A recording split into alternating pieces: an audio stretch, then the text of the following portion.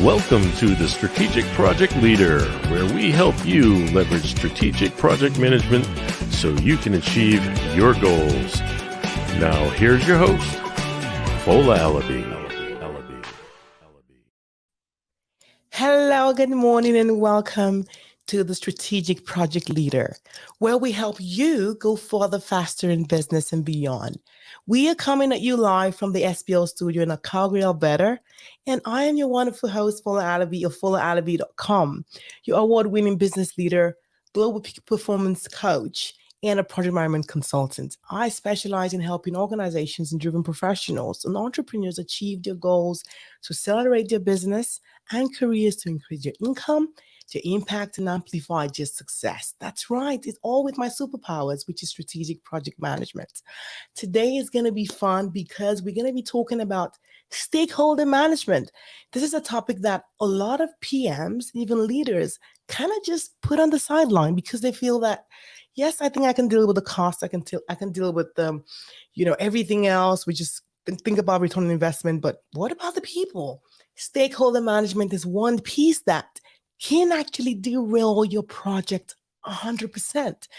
And I want to share this particular stage today with, I call him not just a leader, he's a legend as well. He's done this for decades. I am so glad to have this awesome man, Andy Kaufman, with me today. Thank you so much, Andy, for joining me. How are you doing today? Oh, well, I have been looking forward to this. I mean, we've been talking about this for many weeks, right? So I've been really looking forward to this. Yeah. That's right. Great to have you today. When we think about, stakeholder management, I just want to jump right in. Mm. This is something that I know that you have dealt with for decades. Mm. And when we think about project failures that we know that it's becoming so rampant, have we ever really had a time where projects just failed because of like a supernatural force that just came through? It's always been people, right? People derail projects. Yeah. And just for people who obviously don't actually understand what the word stakeholder means first, a stakeholder is, anyone that has got a stake in your project, anyone that could be positively or negatively impacted by the outcome of your project.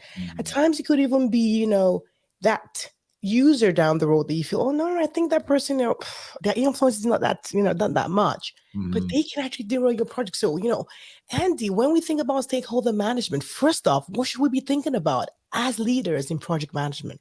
Oh yeah, no, it's, I suppose if we looked at a dictionary, it'd probably say those who hold a stake, right? It doesn't really help us that much, right?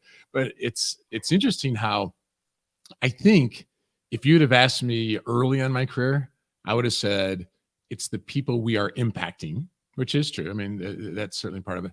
But the more recent definition from Project Management Institute would be, who are those people who can affect us? Who are those people that we're going to affect? And then who are those people who perceive they're going to be affected? Maybe they're not, but they're still freaking out. Right? And so by that definition, that casts the net pretty widely. That's right. And if I audit projects, what I usually find is there's a box that says stakeholders, but it's usually the heads of different departments. It's like the head of marketing, head of client service. And that, certainly they are, but it goes so much deeper, right? That's right. Yeah. And so I think if I would compare how I run projects now compared to how I did back then, I think I just underappreciated how many stakeholders there actually are, right? Does that make sense? Oh yeah, 100%. When we do stakeholder identification, this is even one that I have as a standing agenda throughout the life of the project, because over the projects, you're gonna keep finding out there's someone new. Right. I ask other stakeholders, the question like, who else do you think we actually missing on the list? That's a great question. That is like a trick of the tree. Yeah, who else? Who do you think that needs to be in this meeting today? And we uncover new people. It's one area that a lot of people, just as you said, they put in the box, they put like, the project sponsor, you get, right. They had the CIO is actually there, the big names are there. And then you forget that the main people who are like the users of the systems, the main people who will be affected by this actual change that the projects actually bring in actually been excluded from these conversations. Sure. Yeah. In fact, just this week, I was interacting with a group and I was asking, who are stakeholders that we often don't think of early enough? And what you just said was brilliant. They said often the end beneficiaries. So when I do work with the UN, a lot of times I'll talk about it's the beneficiaries in the community, or if I'm working with the IT group, it'd be the users. But you know what it reminded me of is there was early in my career as a software developer. And so we were rolling out this system. It was for doctors' offices. And we were telling the users, like, you can use a mouse now. And you get these multiple windows. And we were like totally geeking out over this one. We're like, this is going to be great. And they're like, wait, we can't hit Control X Q. Like they were so used to these keystrokes where they could do some things so much faster. Now they feel like they're getting carpal tunnel. They don't know how to use the mouse, and the window goes away. And we're like, no, don't do that. They're like, we're confused. And we didn't sufficiently think about that stakeholder, right? Absolutely. We were just thinking about the cool technology or the wonderful features without realizing the change management aspect of the stakeholders who are most impacted. You know?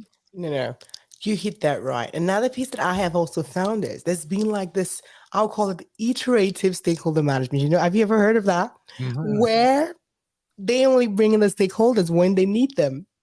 So at times for like an IT transformation, I heard a PM tell me, yeah, I know that we're going to involve that particular group, but we're going to wait until they actually need to come in and test. I'm like, oh my goodness, how can you ever wait, and just drop a change nice and hot on their desk? Things are going to go wrong. And this is one piece that a lot of even leaders actually not understand how valuable it is when you understand how much stakeholder management can actually turn the tide for your project and your business as well. So, Andy, when we think about all this in the short term, how can we start right? So let's think about initiating a project. Mm-hmm. We get a project team together and, we have a mandate to start a project. What are those secret sauces over the years you've got to say? What are the things that a project manager needs to do that will make him a strategic project leader to set him up for success? Yeah, it's a great question. And there's a number of things that come to mind, but one is along the lines of what you said, of with the team together, just start talking about, all right, I love how you said the question, like, all right, who else is impacted? Who else is impacted, right?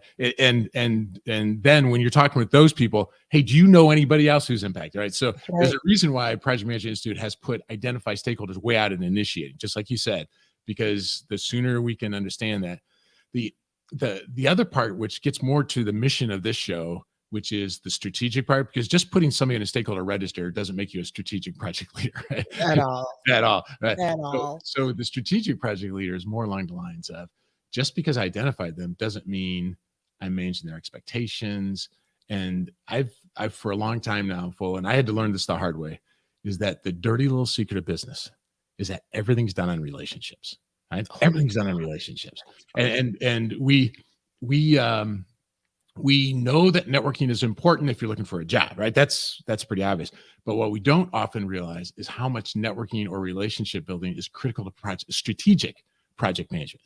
Like really. So when I walk into the sponsor's office, if she's like, "Who are you?" that's a whole different conversation than if I'm like, go into her and she goes, "Hey, first of all, Andy, how you doing?" And I'm like, and if we have a relationship, that's a whole different conversation. And so you could argue in some ways that relationship building is like breathing for strategic project leaders. Like, right? I know that I'm just singing to this choir right here because I know you believe that, and you talk about this all the time. That's right. Yeah, but there's this woman named a London Business School professor named 𝗵𝗵𝗵𝗴. This brilliant professor wrote a book called "Act Like a Leader, Think Like a Leader," and I probably had her on the podcast maybe 5 years ago or maybe even longer, but she in this book, one of the things that she talks about as fundamental to leaders is, well, actually, this is her quote. She says, "Left to our own devices, we build networks that are narcissistic and lazy." That's her quote. And what she means is, left to our own devices, if I'm in IT, my relationships are in IT. That's what she means by narcissistic. And lazy in that, well, I sit next to him or her, and so I have a relationship with her, but now we're working from home and we don't really connect much, right? And so a lot of people are still remote, right? So we have to make sure we're not narcissistic and lazy, which is insulting. But what she means by that is the way she says it is if you look at LinkedIn, most of our connections are people we've worked with in the past. We need to be thinking about in the future, like who are these people that we need to be building relationships with because of projects that are going to be a year out. Yeah. Right. And so those are things that strategic project leaders do, as opposed to the people that are just like, okay, here's my stakeholder register. Check. The auditors will be happy because I have a stakeholder register. It's just fundamentally different. No, 100%. Because when we think about projects, we need to remember that we are bringing about change. I remember reading a quote that says, the greatest pain to the human mind is sudden change. So every single time when you're bringing about change, people are going to be affected.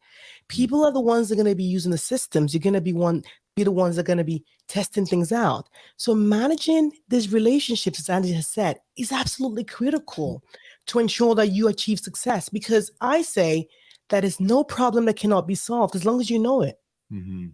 Because the time people say, guess what? That actually came up. This came up like down, halfway through the project. Like, how come this just came up? The stakeholders were always there.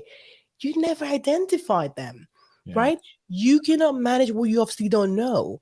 Right. So stakeholder management is one that you need to ensure that everyone on the team knows that. We need to catch everyone, like the people you feel that may not even be totally interested, but can they be affected in any way? Let's have the conversation.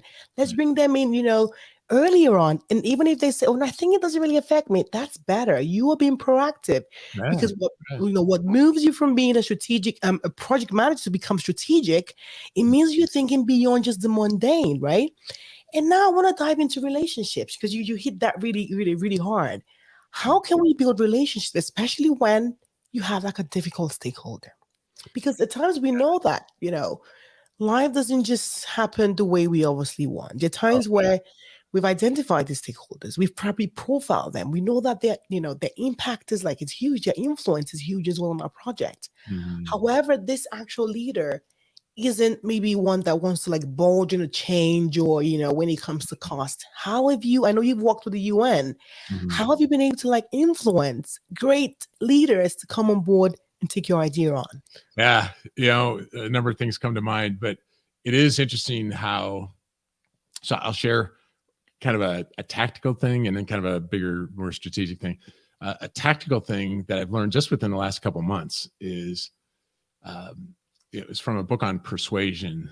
The name of the book was Persuade. And they had a formula for trust. And the formula for trust they had is, if we could somehow put it up on the numerator, it would be, it's a numerator denominator, connection plus value plus reliability. So connection, do I have a relationship with them? Value, am I delivering value? Reliability, do I do what I say I do? Divided by self-interest. Now, the reason I share this is it goes back to what you and I were already talking about. You need to build connection with the people, right? So you need to build it. But sometimes when we are complaining about stakeholders, we're like, oh, they're the problem. They're such a jerk. Well, wait a minute. First of all, have I worked on the relationship? Am I delivering value? Or do I look like I'm just the guy who's, causing hassle? Is it clear that I'm bringing value to them? And then reliability, am I doing what I'll say I do? So before I jump into blaming the stakeholder for being a pain to work with, I got to make sure I'm taking care of the numerator. And then the denominator, is it coming off as self-interest? So just a quick example of that. The basketball hoop, I'm coaching my fifth, sixth grade son, his basketball team, and our hoop was kind of getting a little wonky. So we decided to replace it. My wife was at a sporting goods store, and she was asking the salesperson, she goes, that's kind of like the hoop that we like. It says it's on sale. How soon do we have to make a decision? Is the sale in this weekend? And he said, I've worked here 5 years. It's been on sale for 5 years. And so that immediately dropped the self-interest. We felt like we could trust him because he wasn't like, well, it's if you don't buy in the next 2 minutes, that would have felt like a high self-interest. And so what I take away from that one is, with our stakeholders, I wonder if sometimes it comes off as it's about our self-interest. You're making my job a pain. You need to fill out this form for me. And so if the self-interest feels so high from their perspective, if my self-interest seems high, that's going to reduce the trust because it's a bigger denominator. So what can we do when we're dealing with these difficult people to make sure that it's so everyone who's listening to us have heard of the 𝗬𝗏𝗻, right? What's in it for me? Like we make sure we communicate the 𝗬𝗏𝗻. So here's a mistake I made with a difficult stakeholder. This, I hope to never forget this, Fola. It was somebody who was at least 2 levels above me. Mm-hmm. And I knew him just well enough I could get on his agenda. And so I was in a meeting with him, just me and him. Mm-hmm. And his name was Bob. I say, Bob, I feel like you're not making the what's in it for me clear. So I was managing a team, and I felt like the senior management was, not listening to us and, doing all this stuff. And I hope to never forget what he said as he kicked me in the butt. He said, he goes, Andy, sometimes it's not about you. Sometimes it's about what's in it for us. That's right. And I'm like, oh, that's so good, because sometimes we're making a change. And the truth is that stakeholder is difficult because it's going to be a pain for them. They have to learn, they have to change their stuff. And so maybe it won't be a whole lot what's in it for them, but what's in it for us? Like, what's the big picture? A strategic project leader. This is your thing, right? That's right. They got to see the big picture. And I think sometimes it comes off as, oh no, this is Andy's project. This is Fola's project. And, it's got to be our project. We take ownership, but it's got to be our project. And what can we do to help them feel like they're a part of this? And what's the big picture for why we're doing that? So, we could talk. We could spend a lot of time talking about it. I don't know if you think back to some difficult stakeholders you've had, Fola. Can you think of anything you did to try to? No. You hit the nail on the head. What I say is, like, people say difficult stakeholders. What I say is just a leader who wants to be seen and heard. Period. Mm-hmm. So once you understand what your values are, and once you understand what is in it for us, as you have said, because there's no one who says value and who's just going to say, no, I don't actually want that. No. But at times the way we communicate may not be clear because different people have got different communication styles. You might say, yes, I think I have that information there. Mm-hmm. But it may not just be clear to that person. So you need to understand how they want to be communicated with, especially for senior leaders, where you may just have too much detail. They want to see the outcome, right? It's not about, oh, yes, I have to create that 5 million deliverables. No. They want to know, how does it impact the business? What are those major risks? What can I do now? Where's the data? What do I need to move? What do I need to change? What other part of the business will be affected? How is it going to impact operations, right? What do we need to do? What are the market indicators? How does it change things for us as a business? But when you come in and just saying that, oh, yes, I think I have a contract who is actually going to be late by a couple of weeks. Okay, so what? So what is the so what factor, right? How can you translate that to dollar amounts so that a senior executive can understand that if this contractor doesn't deliver this item, it means that our project will be like $5 million over. Mm-hmm. Okay, they're going to probably want to listen then. Yeah. How are you going to translate to say this as a major risk on the risk register that if we don't actually deal with it now, it means that our social license to operate will be affected by X. Mm-hmm. Okay. Mm-hmm. How exactly, can we deal with this issue because it affects sustainability? Or probably if you're dealing with the oil and gas, for instance, it's going to affect, the way we push our products through the line. They're going to listen. Right. So a lot of the way we communicate at times is probably so rudimentary where they're like, listen, are you just talking about this? No, we don't have that airtime. Yeah. So understanding your stakeholder is absolutely, critical. Understanding how they want to receive information and communicating with them that way. And you want to say something, just come in. No, it was brilliant what you said there.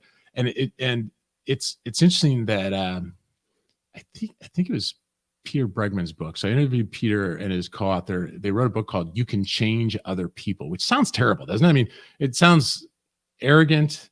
Yeah. But one of the ideas in the book is it's not that people fear change, which is what we typically think. They fear loss.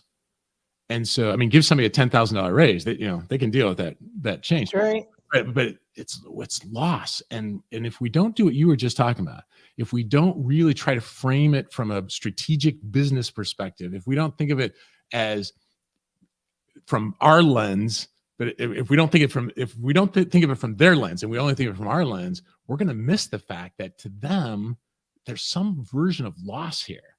And we can't understand that if we don't work on the connection, perhaps part of it, like really trying to understand this. I'd mentioned before we went live today, probably one of my favorite interviews for the entire year. It's a book called High Conflict with Amanda Ripley. She's written for Time for years, Washington Post, Atlantic, but she says a lot of the worst of conflict is really, and this isn't going to sound so basic, we're not listening to each other. Right? We're arguing with each other, but we're not really listening to each other. And I think with stakeholders, sometimes we don't sufficiently listen. And one of the things she talks about is listen so closely that you don't have to agree with them, but listen so closely that we pick up on the stuff that you were talking about. What are their metrics? What's the business flow? And if we can pick up on that stuff, then all of a sudden we can start framing the conversation around that. And who knows, maybe it is lost for them, but what's the big picture? What's the win overall? But we can usually find ways to make it look more desirable to them if we can understand their frame of reference. But this whole listening, so active listening, right? You and I, we've learned about active listening. Everyone listening to us has ever learned about active listening. Amanda Ripley in this book says, it's not just active listening. Active listening can come off as like when you're talking, I could go, that sounds like active listening, but it can also come off as inauthentic. Yeah. So she refers to it more as looping of like, okay, Fola, so what I think I hear you say is this. How close did I get that?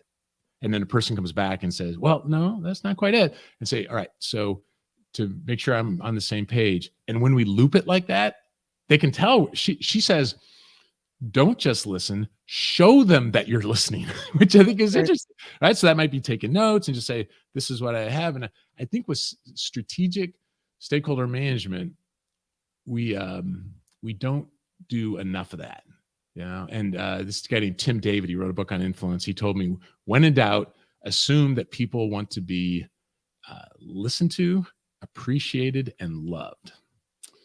When in doubt.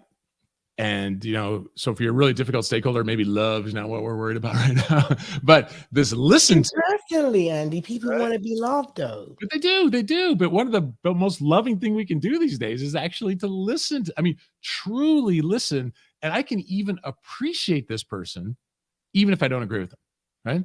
Like I can appreciate the fact. In fact, a Yale professor named Zoe Chance told me this. Her book is, in fact, I thought of it when you were doing your intro about your superpower. The name of her book is Influence is Your Superpower. That's the name of the book. And this is a phrase she says in the book. She goes, it's okay to say, if I were you, I would feel that same way. Because that's always true. If I was them, I would feel that way, right? I'm not. But I used to think that would be manipulative but I've actually used it a couple times with some difficult stakeholders of say, well, man, I see. I think I understand what you're saying. Like, if I were you, I'd probably feel that way too. I said, so let's have a conversation about. So she says, by the way, the magic question of influence is, what would it take? Right. So with a difficult stakeholder, instead of us as strategic project managers, a tactical project manager might be like, we have to do this. Strategic project manager would say, all right, so what would it take? Yeah. That's right. Yeah. It assumes that I don't have all the answers. It assumes I value you enough to that you have a lot of wisdom you can share in this one. So look how different that is than being a keeper of a stakeholder register, right? or filling out forms, right? It's just I know. You hit the nail on the head. What exactly will it take? And that's the conversation that we need to have, in the rooms, outside of the rooms. Yeah. What will it take? What will it take to bring the change that you want? Have the conversation. Mm-hmm. And one piece I actually want to add as well is you need to listen to the things that are actually unsaid. That's good. Yeah. Right. Yeah. Yeah. So here's another hack from that book, High Conflict. She says, in those sort of situations, when you feel like it hasn't, like there's more, but they haven't said it yet. She says, this is the magic 3 words. Tell me more. Tell me more. Tell me more. She goes, when you don't know what to say when someone is saying something. Now, I haven't really done this yet with a difficult stakeholder, because the truth is I don't have that many difficult stakeholders. Most of my clients are really hungry for wanting help and stuff like that. But if you don't know what to say, like, well, tell me more. Tell me more. I think that's kind of a little helpful tip to have in our back pocket, you know? So, yeah. 100%. And at times to say the things that are so mundane, that are so simple, Mhm. that people feel, oh, yes, you should just know that. But Mhm. it's just not common sense. Mhm. And a lot of those little conversations that you can have can shift the outcomes that you can create from just those right conversations, having those crucial conversations, having the right words at the right time, and just listening. Mhm. We've actually thrown some very powerful words. You spoke about, I would feel that way if I were you, right? I understand, yeah. What exactly can I do? What can we do together to make this change happen? Mhm. What does it look like? How does it affect you? Because when people understand that, you feel the pain, Mm. it becomes more human. It's not just, another name on the piece of paper and Right. then we just tick the box and we go. Mhm. But on ensuring that people feel the emotions, right? We know we at work to get paid. That's okay. But the relationships we build are what sets you apart from everybody else. Mm. Mhm. Well, I know, Andy, you did say something. You said, fine, you haven't dealt with people stakeholders. I was on the phone earlier on this week with just another leader as well who said she's got a government contract she's working on. Mhm. However, they're like two sides here, like multi-million-dollar project. However, the guy on the federal side says, yes, I love what the contractors are doing, yet my team just leans to what they say. Mm. However, when he steps away, he leaves that backlash with the contractor to deal with because they feel like, oh goodness, you're not valid because your leader has said so. He's not on the team, right? Because he's like the CIO, whatever. He just comes in once in a while and leaves. Mhm. How exactly should another leader kind of like, how can you get him to understand that you're causing more problems than you're fixing it? How do you get, you see what I mean? There's that dynamics at play where they're here, the leader comes in and kind of like messes out his own team and Mm. leaves. Mhm. And Yeah. then That's such a leaving, that's such a leaving. good scenario because there's this Harvard professor, Frances Fry, that her definition of leadership is you're making an impact while you're there, but your impact continues while you're not there. That's right. I think is really brilliant because so the reason I think that's brilliant is when I'm in this meeting, am I making things better? I think that's an important thing for us to think about. Or am I making it worse? Because we've all been in meetings before, like as soon as this person leaves, we can actually get some work done, So That's right. yeah. So are we making a difference when we're there? But then does our impact continue when we're not there? So that means, have we empowered the people? Are there processes and things? And there's I can't remember the exact quote, but the author, he wrote this book called Good Authority, but it was along the lines of most of us don't realize the impact that we have on our teams. He goes, it's not a matter if we are or not. Is it more in a positive way or a negative way? And this person doesn't see the negative impact they're having, right? So they don't see that. I think they probably walked away thinking, okay, I did my job.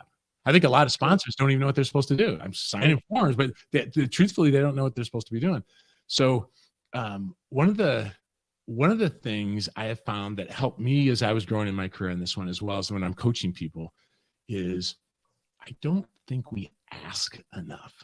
I think we just don't ask enough. I think we get intimidated by the hierarchy, and we think that if I make an ask of this person, that maybe it might come off as I'm a whiner or I'm coming off as entitled. But I one of the lessons I've had to learn the hard way, because this is not my personality necessarily. I was kind of grew up with, if they're higher up in the hierarchy, they say jump, you say how high. It's kind of along the lines of that. But I've found that if I go up to an executive, what is my ask? Make sure I know what is my ask. And my ask might be, in this meeting, I need you to say this, or this is what I can't get progress to this stakeholder. So I really need your help on this one. And I think too often, I don't know if you felt this, but I felt this, especially early in my career, when there were people higher up in the organization, I would just get kind of quiet. I think a lot of project managers get quiet. Part of the route, because your route in this, I mean, the whole idea of your strategic project leaders, how to get people ready for the C-suite, right? Right. And when you're going to get ready for the C-suite, you better start talking to people in the C-suite, or at least making asks. And I found, as I got to a VP level, I found I had more respect for the person that would go, Andy, this is what the problem is. This is what I need from you. Or here are some options, and bring options to the table. But as opposed to the person that's like, yeah, it's all fine. Everything's just good. No impact. I know, right? Yeah. Yeah. So I don't know your scenario well enough, but I found this when I was personally sitting in the vice president chair, that if someone would come up to me and say, in that meeting, when you walked out, this is what the impact was. I realize you were not aware of that. This is what we need. If it's done respectfully, so it's not being done in some sort of judgment way, giving them the benefit of the doubt, because some of the biggest complaints I hear about from sponsors is things like, well, first of all, sometimes they're like, I don't know what's going on. No one's talking to me. So that's one thing. But sometimes they're like, when this project manager starts talking, my eyes glaze over. I mean, they're like diving into these level of details. And so that goes back to what you were talking about earlier in our discussion here about framing it to the business, to what matters to them from their perspective, not from our perspective. But I find that, well, actually, it's a book called All You Have to Do Is Ask. It's a Wayne Baker from the University of Michigan. He wrote this book, and he goes, not asking is one of the most self-limiting things we can do. And actually a book written for women, she called Begin Boldly. She goes, good things don't come to those who wait. She goes, good things come to those who ask. That's right. Yeah. And she also, by the way, says it, and it's, though it's written for women, I took away so many things in this book. I mean, Begin Boldly is the name of it. You might not feel confident to ask, though. I mean, if a CIO is like 2 or 3 levels above you, it may feel like neat idea, Fola, but I don't feel confident in doing that. Her name is 𝗚𝗃 Hunter Arscott, wrote this book, Begin Boldly. She says in the book, she goes, choose courage over confidence. So you don't feel confident, but choose courage. That's what strategic project leaders do. They're like, all right, I might be freaking out on the inside, but I need to make this ask for the good of my project, for the good of my stakeholders. The truth is, for the good of that CIO, right? Because if he's messing things up, he's going to ruin everything, right? Yeah. And who do we're not helping him at all. If it's done respectfully, choose courage over confidence. I've been working with my kids on that idea because it's good for them to know as a kid, you know what? Hey, there's going to be times where you're not going to feel confident, but you need to choose courage over confidence. And so I think project managers, right, we need to do that sometimes. That's right. That means it's time for SPL Lifestyle. We want to talk about how can we leverage all of this great stuff, even in our personal life. So when we think about stakeholder management, who exactly is a stakeholder? Even in our personal life, think about your spouse, your kids. Andy has spoken about that. He relates and does all of this even at home. How can we ensure that we are managing them right? How can we ensure we're communicating the right way so they can actually leverage all of the skills and everything that we have, and they can understand the benefits? Have you been in a situation where you feel, I've got a great idea, right? How come my husband doesn't just get it? How come my wife doesn't just get it? How come everyone just doesn't understand the value I bring to the table? Yes, you just may not be communicating the value the way they actually want to receive it. How exactly are you ensuring that the message you're communicating is in a way that isn't what is in it for all of us? I cannot wait to talk about this. Andy, how can we leverage this in our personal life? Yeah, it's so funny that you say that because in the Manager Tools podcast, they've said before, they go, when you're talking leadership, don't use family examples because they're your people on your team are not your kids. But I find all the time there's this easy overlap of understanding work sort of things and family sort of things. And so I love this. Oh, I'm so glad we're going to that part of the conversation because sometimes we have our game face on at work and we're thinking strategically at work, and then we're too passive, or it's almost like we leave it at the door when we walk in and we kind of forget about these same ideas. Because I know you've said this before, that everything's a project, right? Your career is a project, your life is a project, so I know you totally believe this. So you mentioned a spouse, right? So we could go with that one.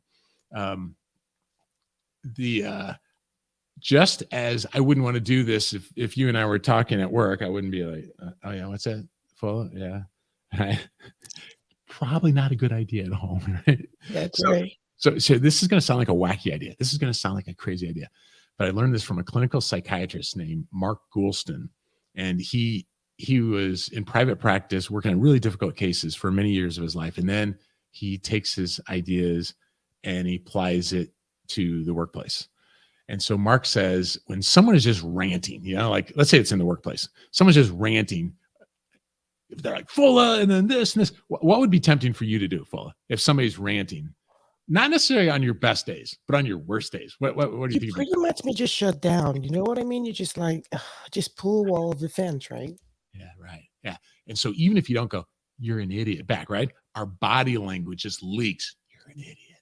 It just leaks out of us that's how we feel. So here's an idea from Mark. And like I said, it's going to sound like a wacky idea, but like, I don't fish. I'm not a fisher person, but if you get a big fish in the line and you get the fish on the hook, one of the things that fishing people do is they let the fish run a little bit, keep tension on line, let the fish run a little bit, and then the fish gets tired, and it's easier to reel the fish in, right? So that sounds somewhere between really mean and brilliant, but that's a fishing strategy. He says, let the fish run a little bit, okay? So if that person is kind of going on and they're like, oh, Fola, what about this? Now, let's say it could be at work, or it could be a spouse, or it could be a child for that matter.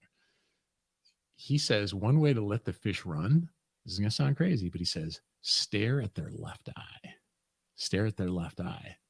And he goes, it's not perfect science that the left eye is tied to the right brain, but, and by the way, I've tried right eye and left eye and I found no discernible difference. Okay? So it's not that. Really what it comes down to is it's not, it's not something like that. It is you're showing you're paying attention. And I'm married so above myself. Well, I mean, my wife doesn't need me to bring diamonds home. She doesn't need flowers. She really? Oh my goodness. She doesn't need flowers? Well, she loves flowers but she's not like, you haven't brought me flowers. You know what she really wants? She wants me to sit on the couch with her and just talk and listen. And that to her, that's like, a 5-course meal or something like that. Like it's the paying attention. And I think some stakeholders at work are like that, right? If Tim David is right, that people want to be listened to, appreciated, and loved, that applies at home, right? I mean, it's really the same sort of thing. So as wacky as this sounds about staring at the left eye, and it can't be some sort of creepy stare, right? So it has to be one of those things where it is, I'm really listening to you. That I find it with my kids. In fact, I'm embarrassed to say this, but we have 3 bio kids and 2 we adopted, but we adopted the 2 youngest when our older kids were teenagers. So we went from teenagers to diapers. Teenagers don't need to be tucked in at night. And so we were kind of out of the habit of that. Well, she was probably 5 at the time. And at one point I was putting her down and I said, I don't remember what we were talking about. At one point she said, hey, Daddy, would you put your phone down? If a 5-year-old can figure out that I'm not paying attention, do you think it's reasonable that a 45-year-old at work realizes I'm not paying attention? And so at work, I think we try to be good at this, but sometimes we let our defenses down at home. And it's like, am I paying attention? So this stare at the left eye thing, is crazy as it sounds, I'll use this with my kids. They're like, hey, Daddy, can I show you my Lego creation? And maybe at the moment, I don't feel like, inside of me, I might want to say no. but really, it's, hey, show me that. Yeah. And keeping the eye contact. And if in the workplace, when it's a virtual meeting, the equivalent of that is, as a woman named Nancy Duarte told me, she goes, fall in love with that little light next to your camera. Fall in love with that little light. So you right now are down here, but if I'm looking at you, it's a different conversation. That's right. Here, right? And so as much as I'd love to be looking you in the eye, I'm looking at you in the eye in the camera. And that sort of thing at home, or like if we're at the road, if I'm on the road at a hotel, I'm falling in love with that little light next to the camera. So, I mean, oh man, we can talk about a lot more. I know. What's an example you use at home with kind of stakeholder versus home, or spills over at home?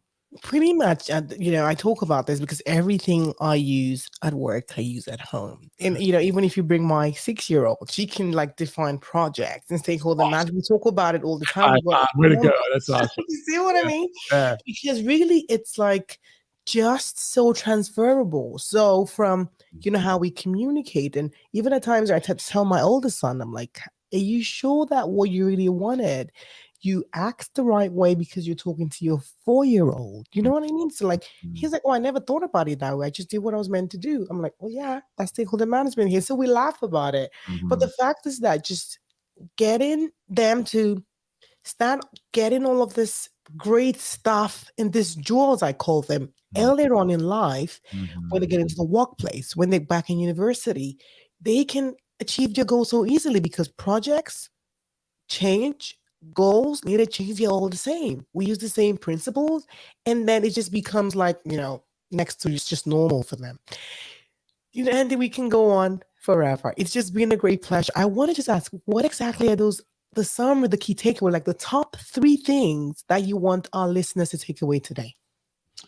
Well, if it's about stakeholders, of just really grasping this whole thing of the dirty little secret of business is relationships. So take some time to reflect on what are some things you've done to build relationships lately.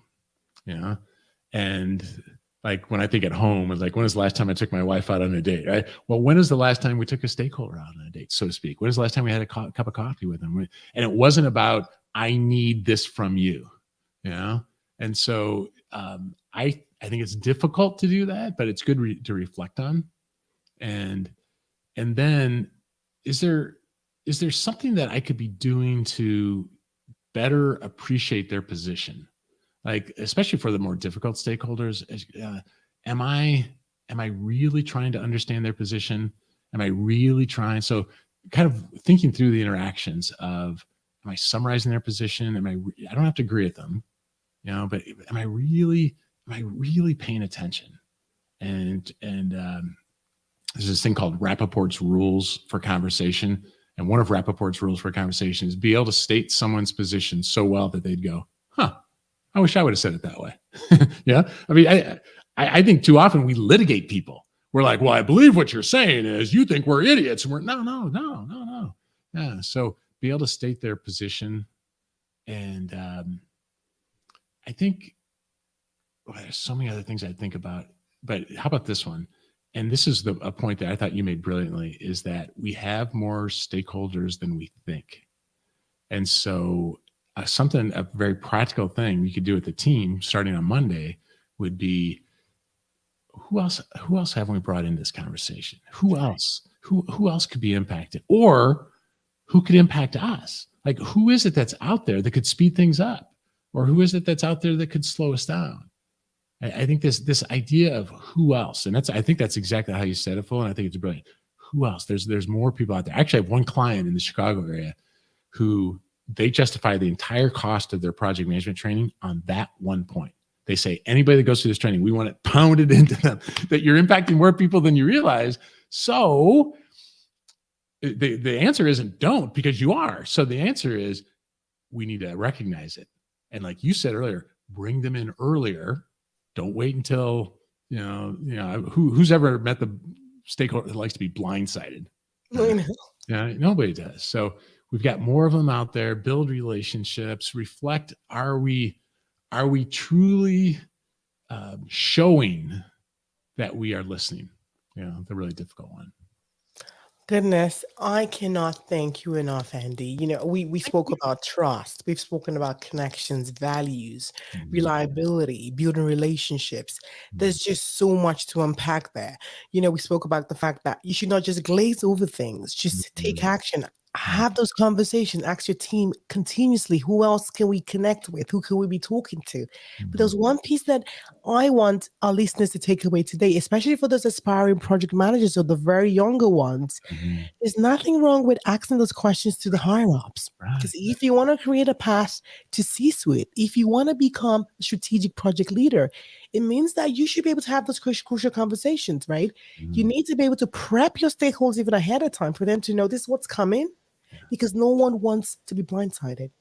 My number one rule is no surprises. Surprises are great at home and with big gifts and stuff, but when it comes to workplace, no stakeholder wants surprises. Yeah. You want to prep them ahead of time so they know what they're going to be dealing with, what you actually need from them, and what obstacles you want them to take off the way from for you. Andy, thank you so much. I cannot think. I know you had a busy weekend. There's just so much you need to unpack. But where can people find you? Well, the easiest place would be the People and Projects podcast. So it's on, just like you, it's on any platform, People and Projects podcast. We have an initiative called Lead 52. And the idea of Lead 52 is you get an email every Monday that you can read in 5 minutes. So it's a very low, it doesn't take a lot to read. It takes 5 minutes. And it gives you a leadership thing to think about as you go through the week. And we've got a global community. So people all over the world are working on that one thing during the week. And then on Friday, there's just a little recap of feedback I got from the global community. And so it's literally 5 minutes a week. It's Lead 52. And for anybody who's got a child in high school, or sometimes undergrad works on this one as well, but we've got a product called Getting Stuff Done, project management for high schoolers. Now we know there's not a high schooler in the world Googling project management for high schoolers, right? They're not thinking about that. But just like you've been preaching for years, they're project managers, right? And they need the skills, just like you're working on helping your children get ready for the real workplace. This is a product that helps that.